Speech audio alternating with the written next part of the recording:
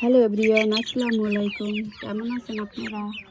আশা করি আল্লাহর রহমতে অবশ্যই আপনারা ভালো আছেন। আমিও ভালো আছি। আমি কিছু মুরগির বাচ্চা পালন করি।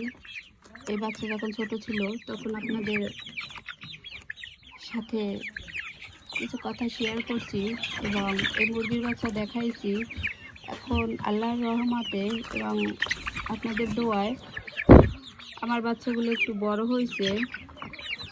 তবে এই বাচ্চাগুলো এই যে দলা মুরগির বাচ্চাগুলো, এগুলো বাড়ি থেকে লোকাল বাচ্চা নিয়ে আসে। ওগুলো আমি 50 পিস রাখছিলাম।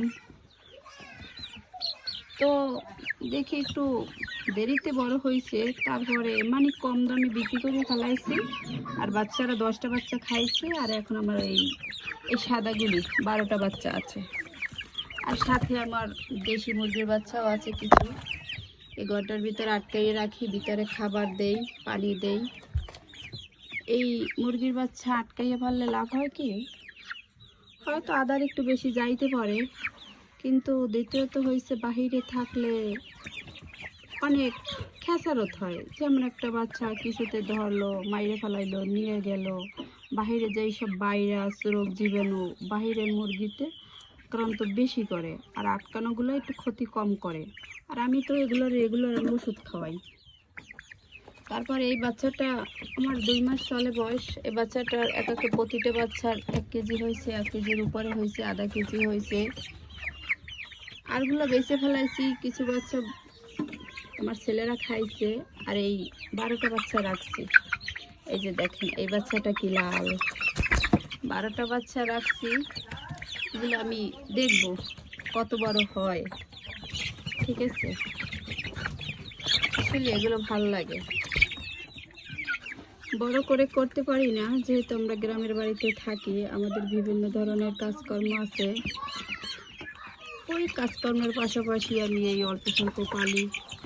যেমন কিছুদিন পর পর নিজেরা হাতে মুরগি পালার যে খাইলে যে একটা স্বাদ, এটা কিন্তু টাকা দিয়ে কিনলে এটা পাওয়া যায় না। সেই জন্য বিশেষ করে পালা।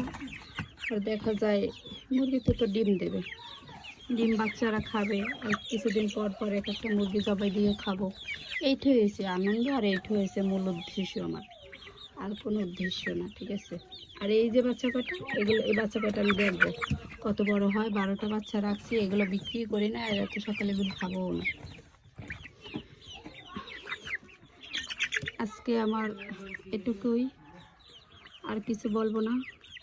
যেই সব আপুরা ভাইয়েরা আমার ভিডিও দেখছেন, আমার জন্য দোয়া করবেন। আমি আপনাদের পাশে আছি, আপনাদের জন্য দোয়া করব, আপনাদের সাপোর্ট দেব। আর আপনাদের দোয়া এবং ভালোবাসায় আমার অল্প কিছুদিন পেজের বয়স, তারপরও আলহামদুলিল্লাহ একটু আগাইছি আপনাদের দোয়ায় ভালোবাসায়। আর আল্লাহর পাশে আছে বিদায়। ঠিক আছে, সবাই ভালো থাকবেন, সুস্থ থাকবেন। আমার পেজটাকে একটু সাপোর্ট দিবেন, ভালোবাসা দিবেন, ফলো করে যাবেন। ভালো থাকেন। আল্লাহ হাফেজ।